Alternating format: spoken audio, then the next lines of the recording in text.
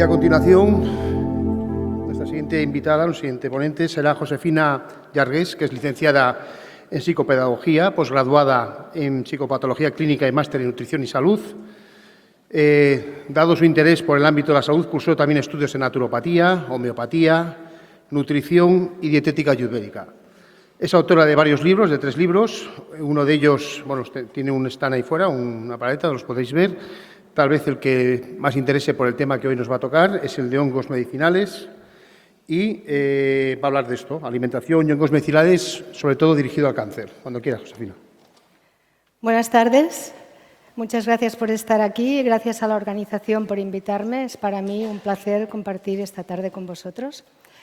Vamos a hablar de la alimentación y de los hongos medicinales y nos vamos a centrar una parte en otros alimentos que además de los hongos son muy interesantes en nuestra salud y acabaremos comentando pues, algunos aspectos de estas setas que he reflejado en mi último libro.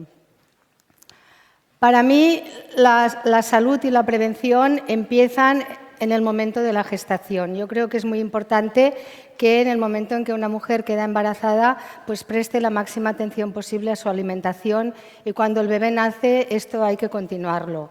Yo escribí los 2 primeros libros enfocados a la alimentación y a los hábitos saludables a nivel familiar, porque observé, quizá porque soy madre de tres niños, ¿no? Observé que la alimentación infantil a veces es muy deficitaria en cuanto a nutrientes, en cuanto a calidad, porque a los niños les cuesta comer determinadas cosas, entonces los padres, como queremos que coman, pues nos relajamos y de alguna forma sucumbimos a sus peticiones. El tercer libro, que es el que hoy os presento, pues está más enfocado al tema del cáncer, un tema que también creo que es muy preocupante en la sociedad actual. Todos estamos expuestos al cáncer. En nuestro entorno probablemente tenemos personas que lo sufren o lo han sufrido o incluso nosotros mismos podemos haber pasado por un proceso canceroso. Bien, me gustaría empezar con esta frase de Leonard Goldstein, un genetista americano que en 1985 ganó un premio Nobel de Fisiología y Medicina por sus estudios relacionados con el colesterol.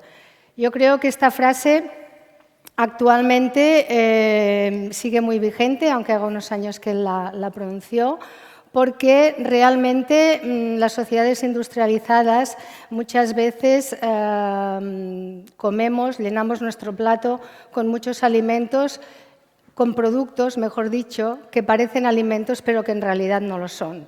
Llenan nuestros estómagos, nos dan una cierta energía, nos permiten seguir con nuestra vida y actividad diaria y no comprometen nuestro tiempo y dedicación a la cocina. Aspecto que para mí es vital para mantener nuestra salud.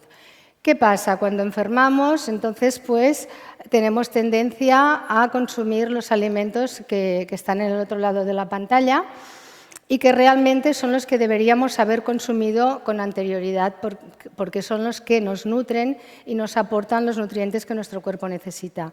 En realidad, comer sano yo creo que es un verdadero placer, no es una tortura y seguro que aquí la mayoría de vosotros lo hacéis, si no, no estaríais en este congreso.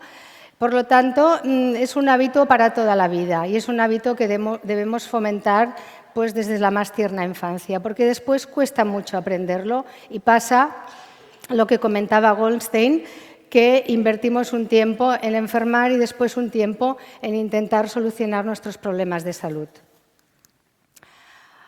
Normalmente asociamos progreso a beneficio. Es cierto que en la actualidad vivimos en una época en la que el progreso nos facilita una mejor calidad de vida, sobre todo en determinados países, ¿no? En los países más industrializados, pero yo creo que este beneficio ha sido catastrófico a nivel alimentario.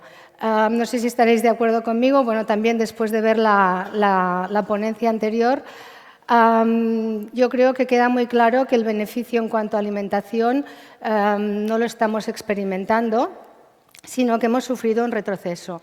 Solo hay que ir al supermercado o a las grandes superficies y ver realmente lo que hay En el centro del establecimiento, la mayoría de lineales están abarrotados de alimentos procesados, envasados, bollería, azúcares refinados, harinas refinadas, y la parte de productos frescos sí que está presente, pero normalmente también es la menos concurrida y la que tiene menos éxito, ¿no?, en el supermercado. Nos da un poco de pereza a veces cocinar, invertir un tiempo en la compra diaria, y yo creo que esto es indispensable, es algo que si hemos perdido deberíamos recuperarlo. La dieta tradicional y la sabiduría popular, con tanta modernidad y tanto progreso, han quedado un poco relegadas al olvido. Cada vez se está recuperando más, esto es cierto, pero han quedado un poco relegadas al olvido y actualmente no podemos parar por nada, ¿no? Tenemos que seguir nuestro frenético ritmo de vida y esto hace pues, que olvidemos de alguna forma cuidarnos. No podemos parar, pero a veces el propio cuerpo, nuestra propia salud, nos obliga a parar, con lo cual no te queda entonces más remedio que parar y cuidarte si no lo has hecho antes. ¿Qué pasaba con nuestras abuelas, con nuestras madres, con nuestras bisabuelas? Había una sabiduría popular que yo creo que deberíamos intentar mantenerla y transmitirla, una sabiduría que no se aprendía en las universidades, sino que formaba parte de la propia intuición y del propio saber a nivel doméstico.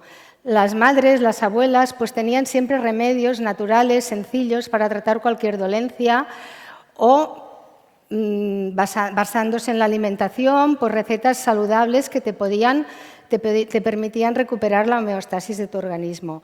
Hoy en día esto no se da tan a menudo y normalmente dejamos las riendas de nuestra salud en manos pues, de profesionales de la salud, de las farmacéuticas. Ya sabéis que lo que realmente vende es la enfermedad, no la salud. Por lo tanto, hoy día tenemos un arsenal de medicamentos que algunos pueden ser necesarios en algún momento, no estoy en contra de los medicamentos ni mucho menos, pero en la mayoría de ocasiones no los necesitamos.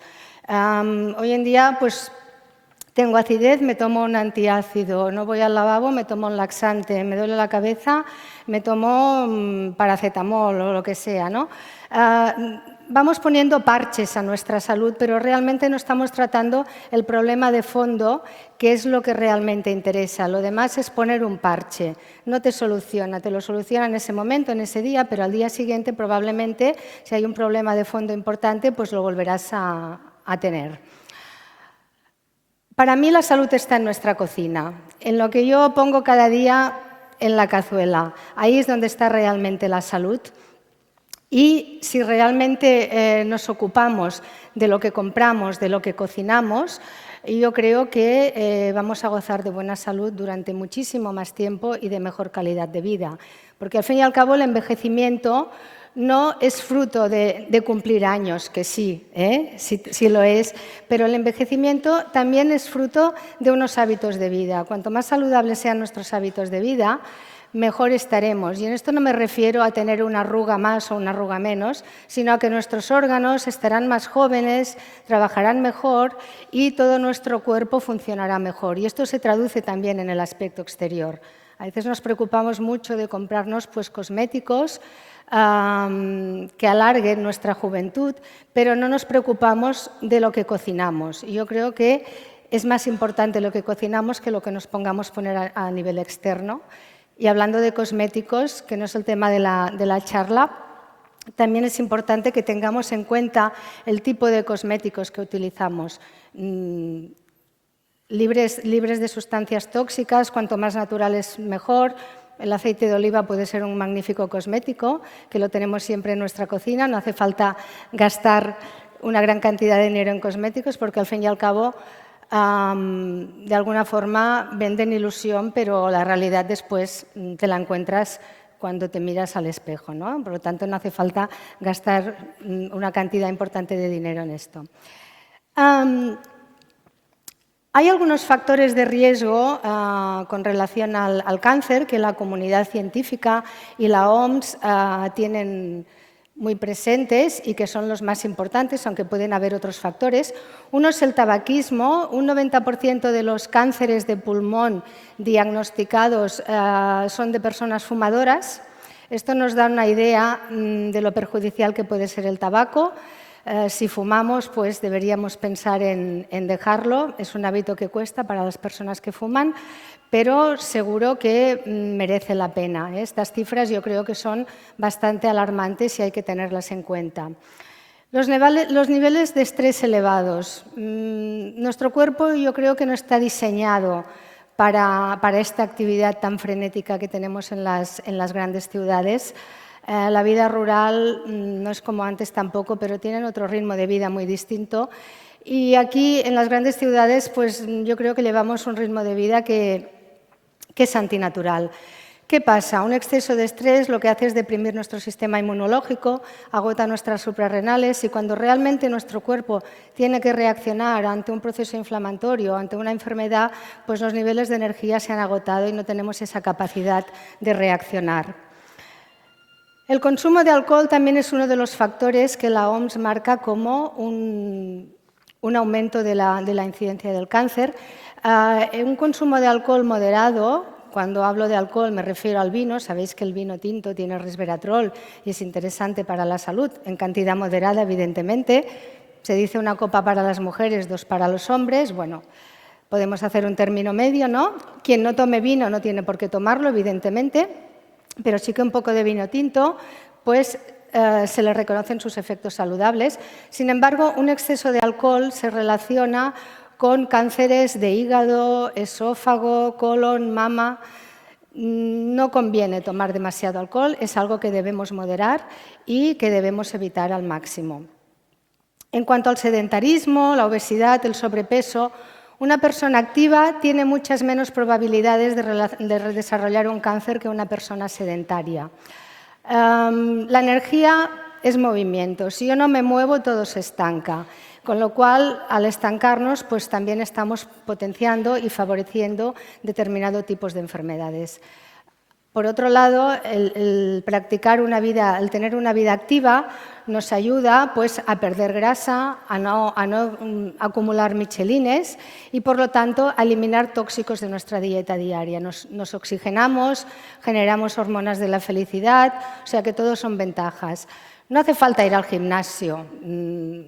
Hay quien no tiene tiempo, hay quien no tiene ganas o hay quien no quiere gastar un dinero en ir al gimnasio. Podemos simplemente andar rápido, con marcha rápida, podemos ir en bicicleta, podemos subir escaleras, podemos hacer 1000 cosas en nuestro día a día para mantener el cuerpo y esa energía que comentábamos en movimiento. La contaminación ambiental, los carcinógenos ocupacionales, las radiaciones, todo esto también son factores que inciden en el cáncer. La contaminación ambiental podemos pensar que es algo en lo que no tenemos nada que hacer, que no podemos incidir. A nivel individual no, pero yo pienso que es muy importante reclamar a nuestros gobernantes, a las personas que nos representan y que teóricamente deben velar por nuestra salud, sean del partido que sean, que en sus programas electorales incluyan programas medioambientales. Debemos pensar que en España se utilizan más de 90.000 productos químicos para distintas cosas, no solo en agricultura, sino en otros ámbitos, y mueren cada año unas 3.500 personas a causa de la contaminación ambiental. Yo creo que esto es suficientemente importante como para que nosotros exijamos que esto se tenga en cuenta. No solo es el trabajo y el tener una estabilidad y una calidad de vida, sino que esto forma parte de la calidad de vida y del respeto hacia cualquier persona. En cuanto a la alimentación, estos serían más los hábitos.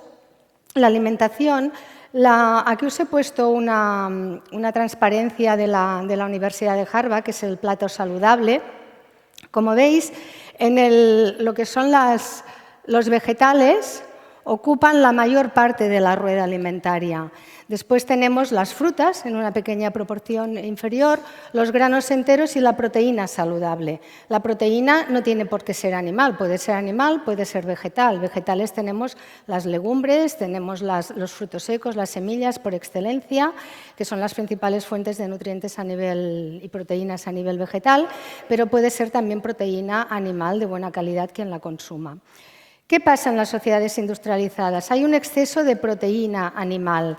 La cantidad que se recomienda normalmente es menos de 1 gramo diario en personas adultas. Hay situaciones de la vida, en caso de cáncer, en caso de embarazo, en crecimiento, que puede ser un poco mayor, pero menos de 1 gramo diario es lo recomendado.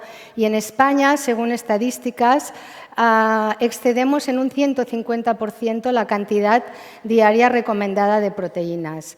Hay muchos estudios que relacionan una mayor incidencia de cáncer con el consumo de carne y de productos procesados cárnicos. Por lo tanto, deberíamos intentar reducir al máximo la proteína animal. Una ración de proteína animal son 100 gramos en crudo, lo cual nos da una idea de que es un trozo pequeño, no un trozo grande, y deberíamos llenar nuestro plato con verde, sobre todo mucho verde, como veremos después. Los lácteos también forman parte de nuestra cultura de una forma bastante acentuada. En otras culturas, tradicionalmente, ya sabéis que los lácteos no se utilizan, aunque después se han modernizado, por decirlo de alguna forma, y sí que los han adoptado. Pero los lácteos no nos aportan gran cantidad de nutrientes. De hecho, casi todo tiene más calcio en el reino vegetal que los lácteos. Y no hay ningún mamífero que siga, al menos que yo sepa, que siga amamantándose de leche cuando ya ha acabado su época de crecimiento, ¿no? Tenemos que pensar que en el caso de los lácteos hay un factor de crecimiento que es el IGF-1 que ayuda, me estoy refiriendo tanto a la leche animal como a la materna. La leche materna también, la leche de cualquier hembra que amamante a su bebé, sea humano o sea animal. La leche materna está pensada para que ese bebé crezca de una forma rápida, ¿no? Y tiene una serie de nutrientes adecuados para ello. En el caso de los bebés humanos, un bebé puede pesar al nacer 2,5 kilos, 3, depende, y al cabo del año puede pesar 10 kilos. En el caso de un ternero, puede pesar 25 o 30 kilos al nacer y al cabo de un año quizá pese 150 kilos. Esto nos da una idea de que la leche de vaca tiene un factor de crecimiento mucho mayor que la leche materna.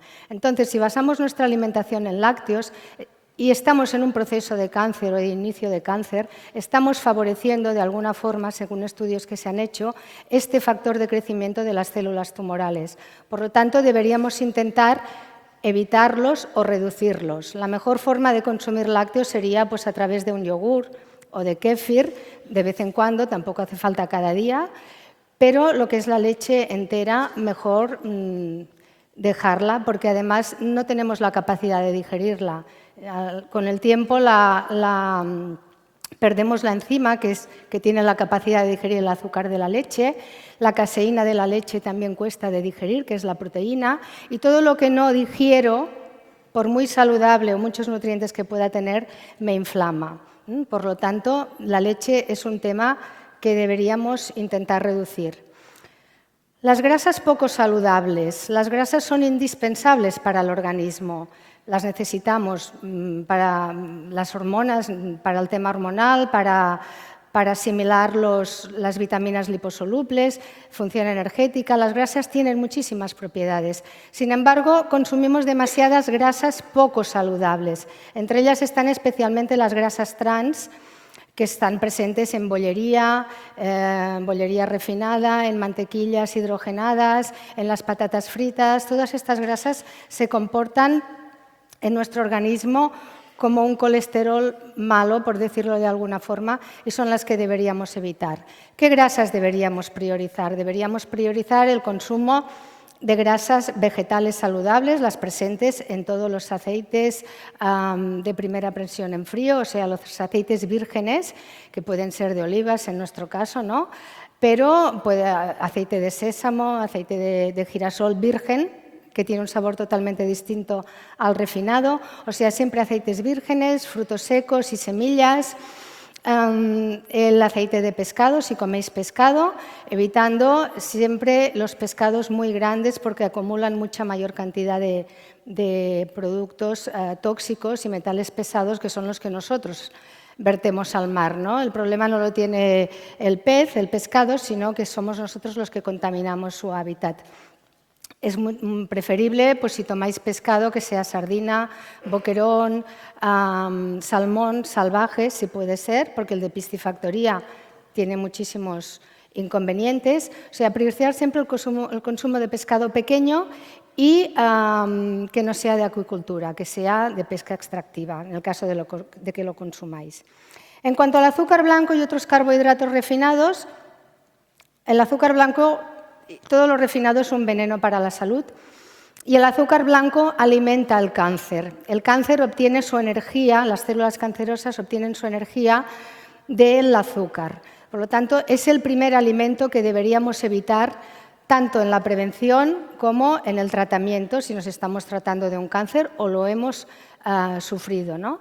El azúcar en todas sus formas, el refinado, por supuesto, pero tampoco, a veces hay personas que en los cursos que doy o en la consulta te preguntan, pero bueno, ¿puedo comer azúcar integral, no? Pues no, lo ideal sería, salvo excepciones, siempre hay algo que nos apetece, ¿no? Tomar un dulce, si vamos a preparar un pastel, pues bueno, lo podemos hacer con azúcar integral y harina integral. Pero deberíamos intentar evitar al máximo el azúcar y consumirlo a partir de cereales integrales, de legumbres, que son fuentes de azúcar de las frutas. Cuando lo metabolizamos se transforma en azúcar, por lo tanto, este es el azúcar que deberíamos consumir y dejar el azúcar que no está presente en el propio alimento para ocasiones muy puntuales. Los alimentos procesados también deberíamos evitarlos al máximo, porque dentro de ese proceso se han perdido muchos nutrientes por el camino. Además, no sabemos exactamente qué se ha hecho durante ese proceso. Es mucho mejor comprar el alimento fresco, cocinarlo, hacer lo que vayamos a hacer, lo que tengamos previsto nosotros hacer con ese alimento, pero que sea a partir del alimento fresco, no procesado. Para ver un poquito de cifras del cáncer y ver la magnitud que está alcanzando en la actualidad, las cifras estas que tenéis en pantalla son del 2012 y tanto la OMS como la IAR, en un estudio que es el Globocan que realizan anualmente o cada 2 años, pues dan una serie de cifras. Y las cifras de 2012 nos dicen que a nivel mundial hubieron más de 14 millones de cáncer. De estos 14 millones fallecieron más de 8 millones de personas y en España hubieron más de 200.000 casos de cáncer y falleció aproximadamente el 50%. Se prevé que haya un 70% de aumento en los próximos 20 años, con lo cual esta cifra te pone un poco la piel de gallina, ¿no? Porque vemos que el cáncer, junto con las enfermedades cardiovasculares, pues es actualmente la epidemia del siglo XXI y probablemente pues, quizás sea la primera epidemia en próximos años, ¿no? Los cánceres más diagnosticados en el 2012, curiosamente, tienen mucha relación con lo que es la alimentación, a excepción del de pulmón, que el de pulmón en su incidencia el tabaco tiene un peso muy, muy importante, con lo cual evitando el tabaco y el aire contaminado que respiramos, por supuesto, evitaríamos en un porcentaje muy alto este cáncer, pero los cánceres de próstata, colorectal, estómago, hígado, mama, están muy relacionados con nuestros hábitos alimentarios. Esto quiere decir que si modificamos nuestros hábitos, pues estamos previniendo de una forma importante el poder desarrollar un cáncer. ¿Cuáles son los factores de riesgo? Hay quien da mucho peso a la herencia. A factores medioambientales. Este paquete de factores no representa más del 30%. Y de este 30%, la herencia no juega más de un 15%, no tiene más de un 15% de responsabilidad en el desarrollo de un cáncer. Hay autores que incluso lo rebajan, dicen que un 5 o un 10%. ¿Qué pasa? Si yo he heredado unos oncogenes determinados, pero mis hábitos, mi estilo de vida son saludables, probablemente, por estudios que se han hecho, este cáncer no llegue nunca a expresarse. Pero si yo abono el terreno, hago una alimentación pro cáncer y no tengo ese estilo de vida saludable que comentábamos, probablemente estos genes acaben expresándose y yo acabe sufriendo el cáncer que de alguna forma genéticamente heredado. El estilo de vida tiene un 70% de responsabilidad en el desarrollo del cáncer y dentro del estilo de vida está todo englobado, lo que comentábamos antes, los riesgos que apunta la OMS, ¿no? El tabaquismo, el sedentarismo, todos estos aspectos, la alimentación, engloban un 70% de la responsabilidad. Esto quiere decir que si nosotros cuidamos esos aspectos, tenemos un 70% menos de probabilidades de desarrollar cánceres relacionados con el estilo de vida. La alimentación, si la aislamos del resto de factores, la alimentación representaría un 30%, con lo cual sigue teniendo un peso muy importante en nuestra salud, tanto en la prevención del cáncer como en la prevención de cualquier patología propia de las sociedades industrializadas. En los cánceres, Richard Beliveau, no sé si habéis leído alguno de sus trabajos, él es un médico que es un estudioso del cáncer y tiene su cátedra para el estudio del cáncer en Quebec, y él dice que el 90% de los cánceres relacionados con el aparato digestivo especialmente se podrían reducir teniendo en cuenta unos hábitos de vida y una alimentación saludable. Un 90% es muchísimo. Yo creo, por lo tanto, que vale la pena esforzarnos un poco en cuidar nuestra alimentación.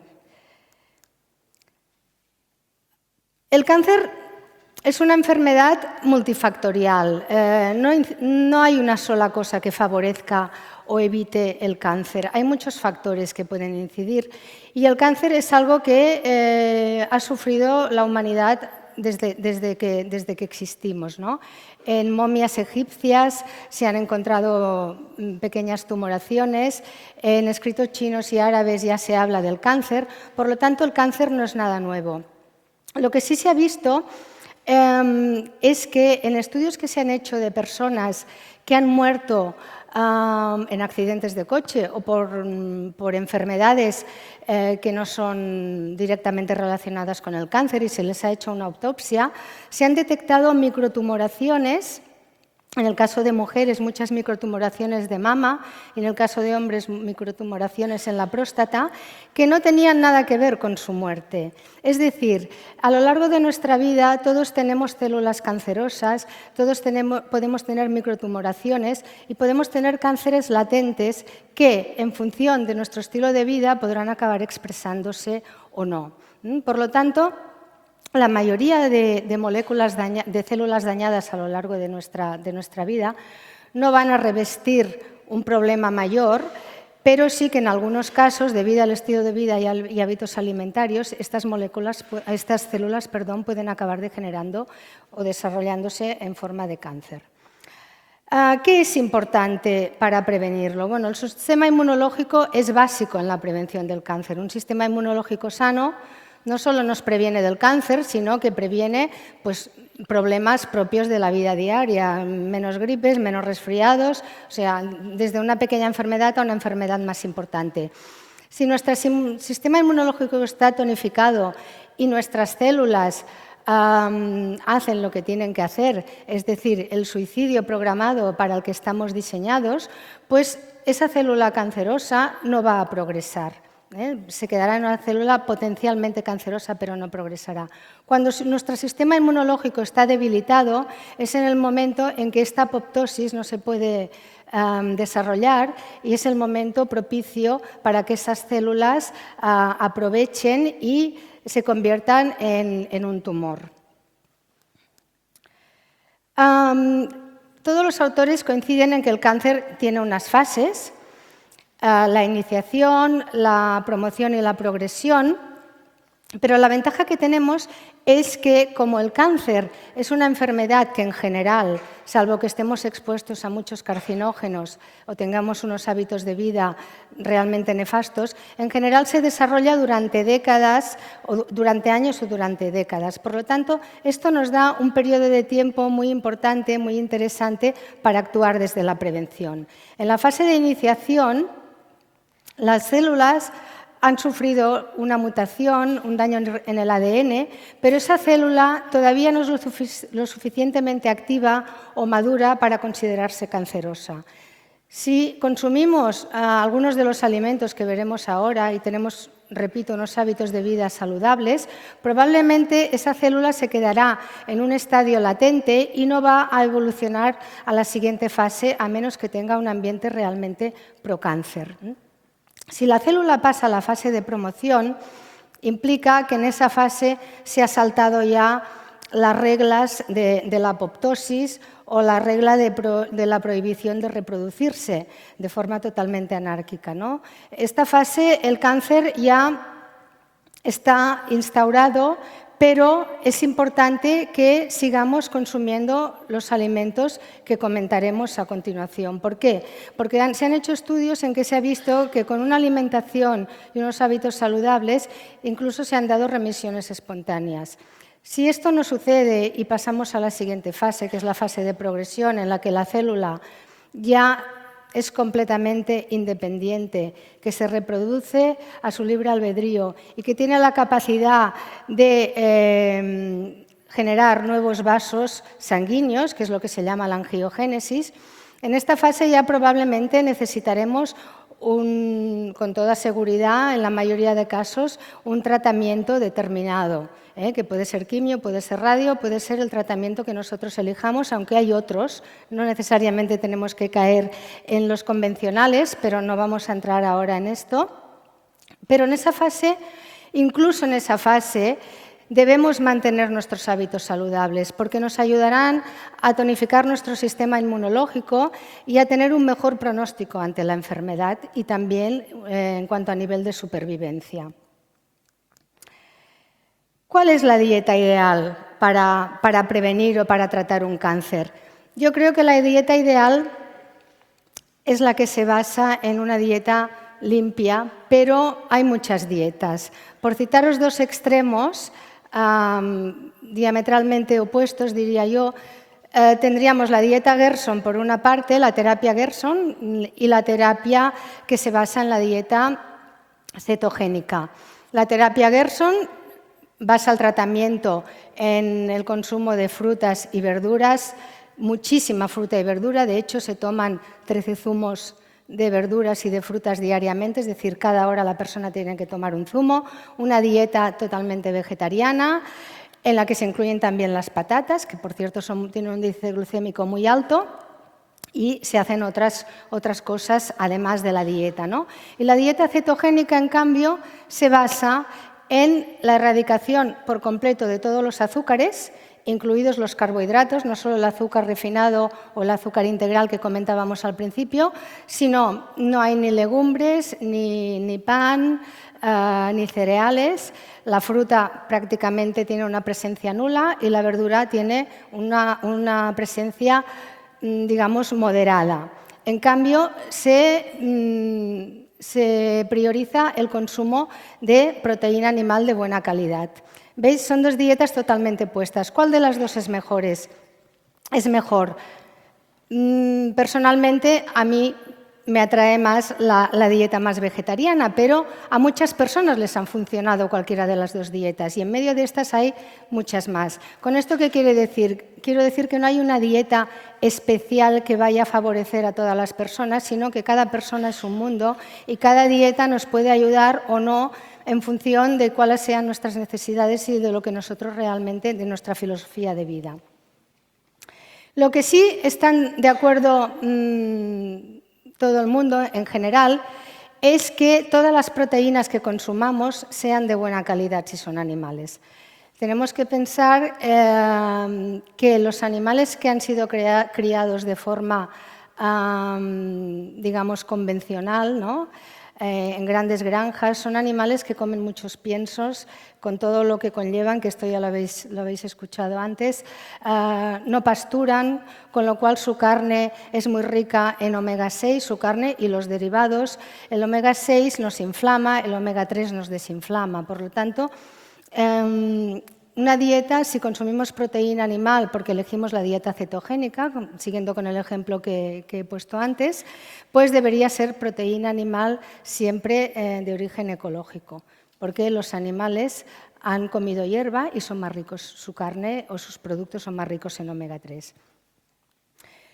En la alimentación se han hecho muchísimos estudios y el doctor Belibó lo confirma. También un médico que se llama William Lee, que es el presidente de una asociación de la prevención de la angiogénesis en los tumores en Estados Unidos, pues se ha visto que hay muchos compuestos fitoquímicos que tienen propiedades quimioprotectoras, que son como una quimioterapia natural y que previenen la angiogénesis.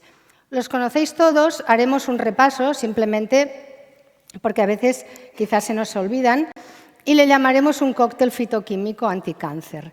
¿Qué debe incluir este cóctel fitoquímico? Sobre todo la familia de las coles. Hemos dicho que todo lo verde va bien, pero hay algunas cosas especialmente interesantes. Toda la familia de las coles, que esto incluye las crucíferas en general, la col, coliflor, col lombarda, pak choi, el romanesco, la col repollo, la col china, coles de Bruselas, los nabos, la rúcula. Toda esa familia es muy importante para la salud. Deberíamos consumir alguno de estos alimentos diariamente.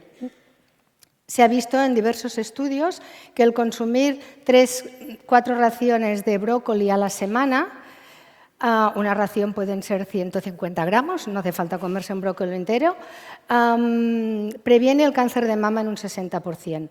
Por lo tanto, son alimentos que debemos tener presentes. A veces hay quien te comenta, es que a mí esto no me va bien porque me da gases, ¿no?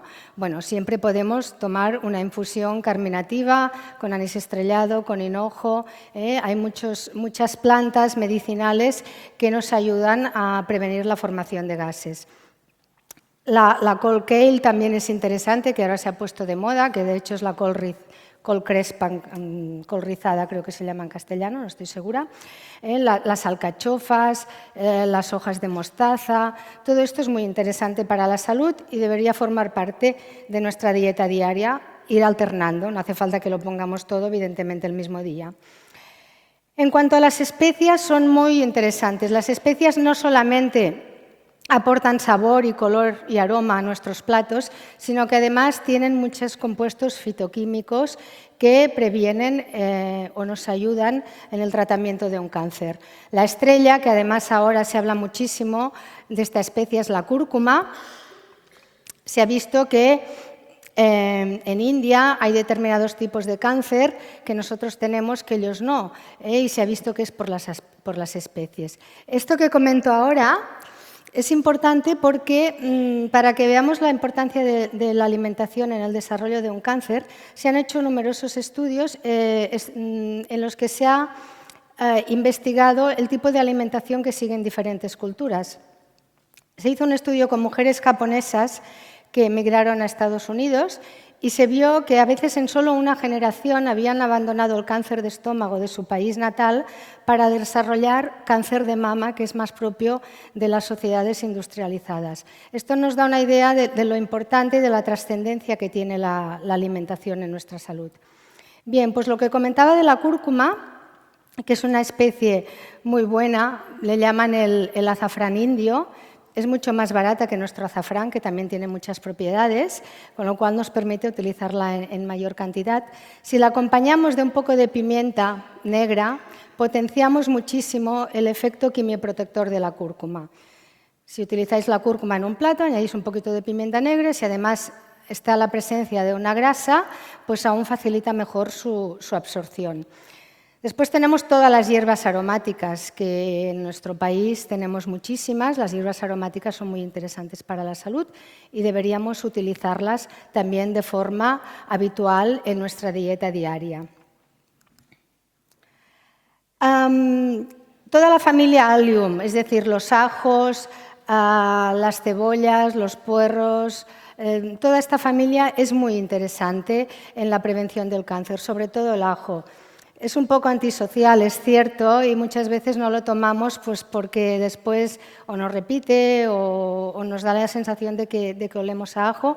Pero bueno, podemos buscar momentos del día en que no tengamos una vida social muy activa y podamos incluirlo en nuestra dieta.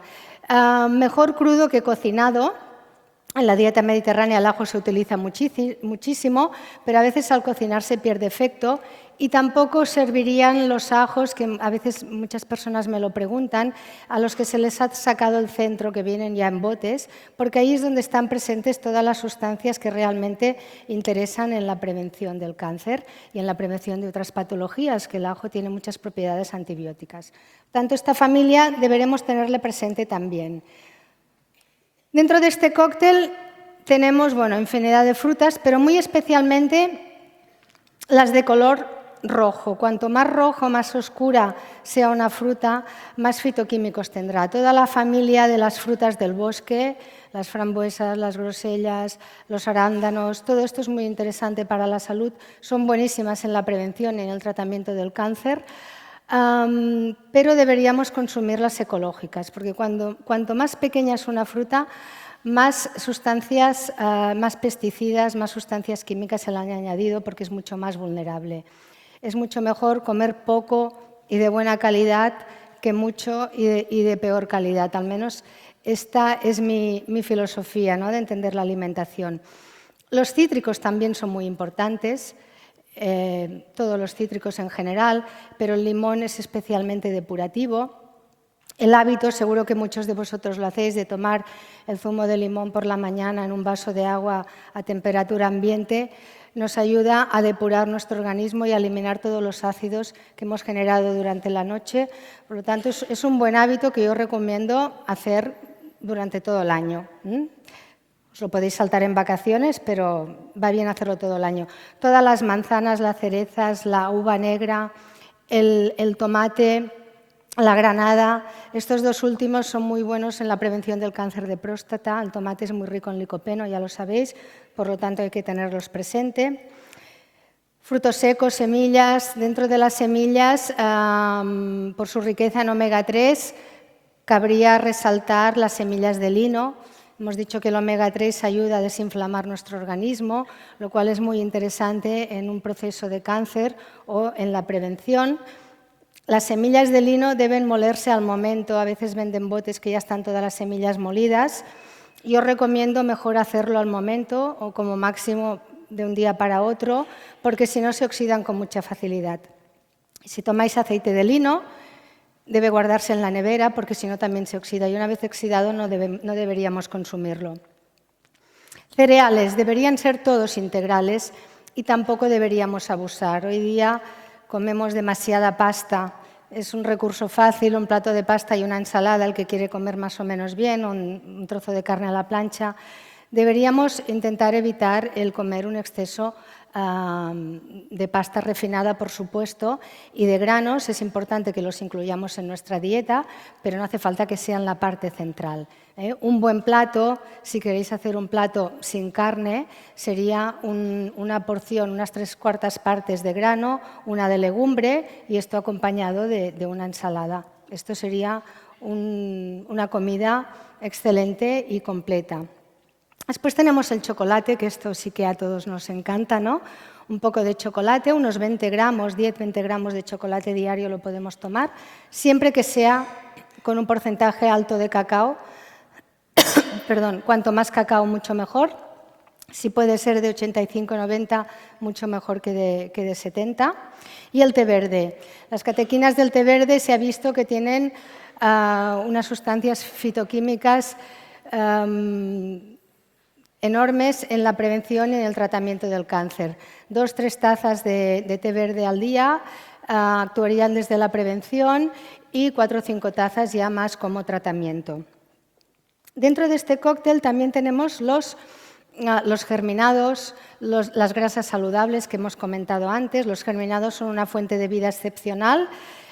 Si no los consumís, os recomiendo que lo hagáis. Se pueden incluir en 1000 recetas, en los bocadillos, un bocadillo con germinados, además de lo que le queráis poner. Os aseguro que mejora en un 100%, aunque sea con chorizo. Por lo tanto, los germinados son muy importantes para la salud, sobre todo en el tema de la prevención del cáncer.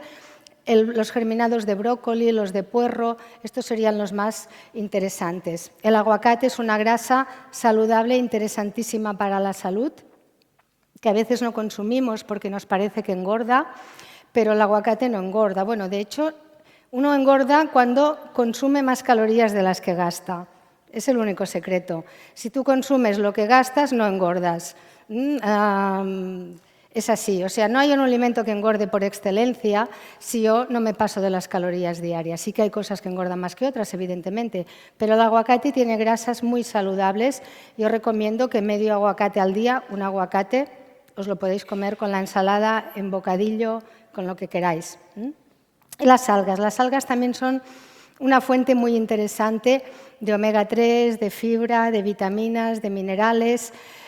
Contienen ácidos que ayudan a neutralizar los metales pesados. Siempre que sean algas de calidad, tenemos que ver de dónde vienen las algas. Actualmente, con todo lo que ha pasado, pues es mucho mejor consumir algas de aquí que no que vengan de fuera, pero siempre debemos priorizar el consumo de algas saludables. Y las algas son un poco como las especias. Una pequeña cantidad es suficiente, no hace falta comerse un plato de algas.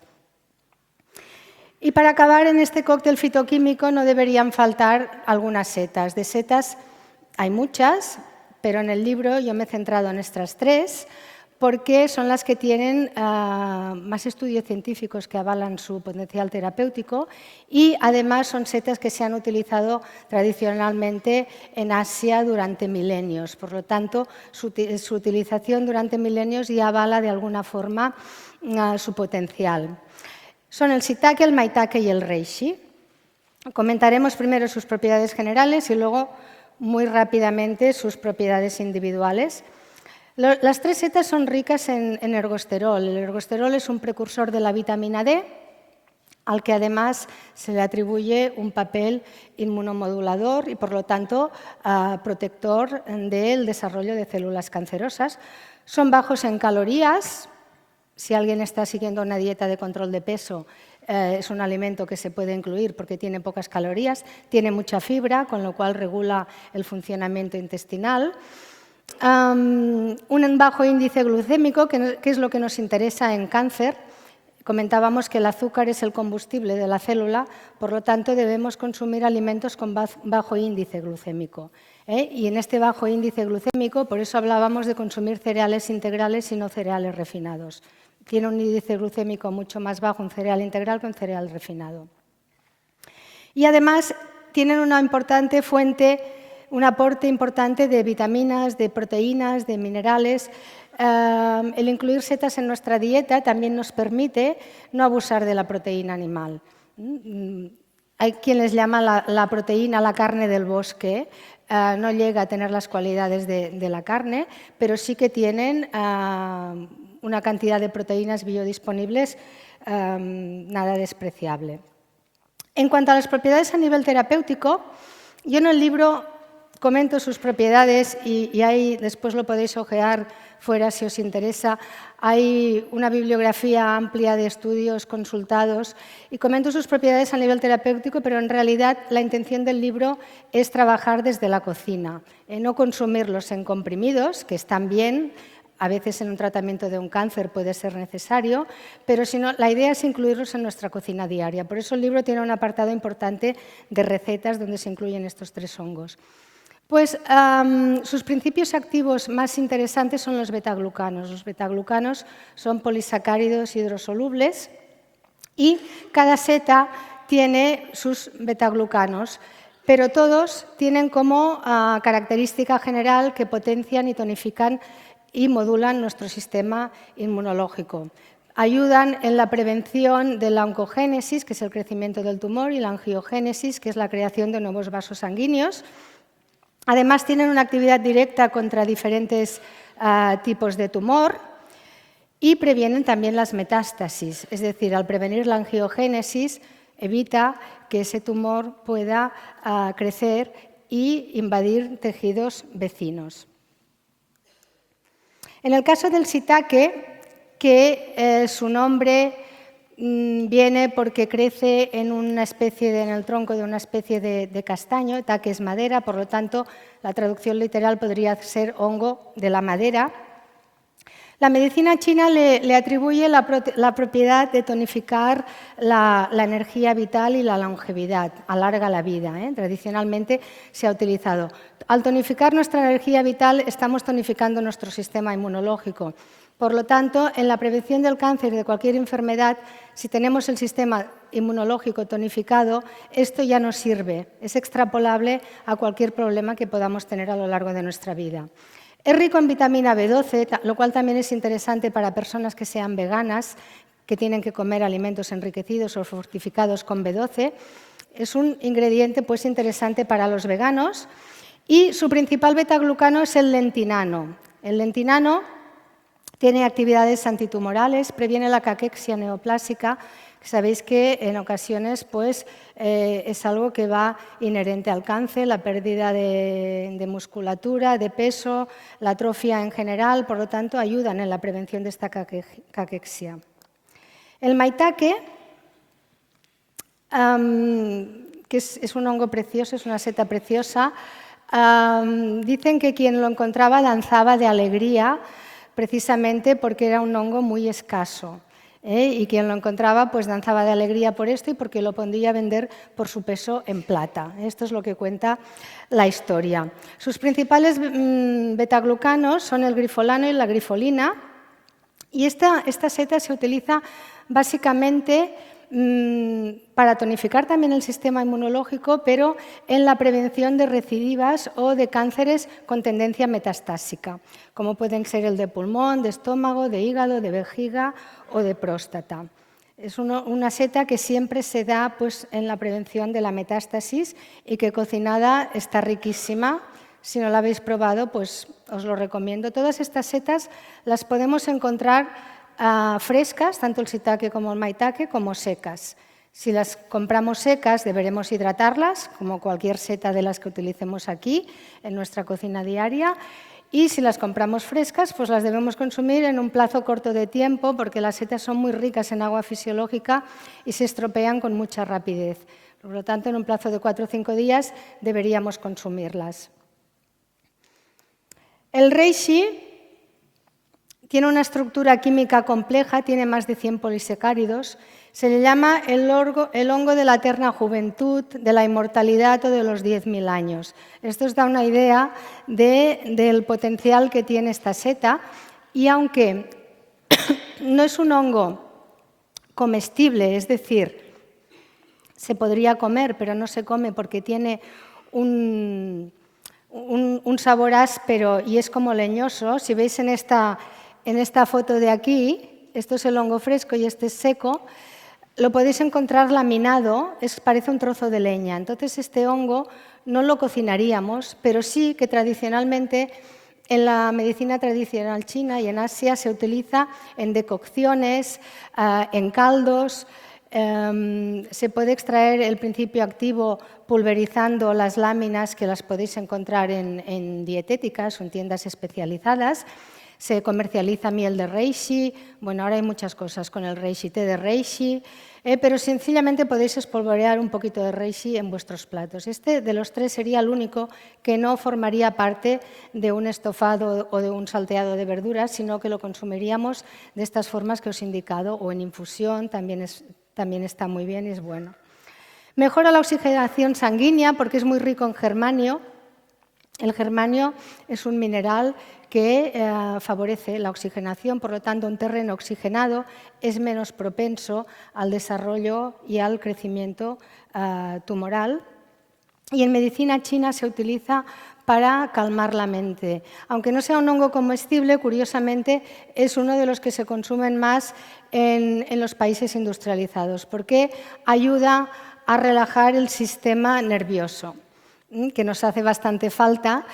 Ayuda a relajar, ayuda a conciliar mejor el sueño, regula los niveles de estrés. Por lo tanto, se consume mucho sobre todo en forma de cápsulas.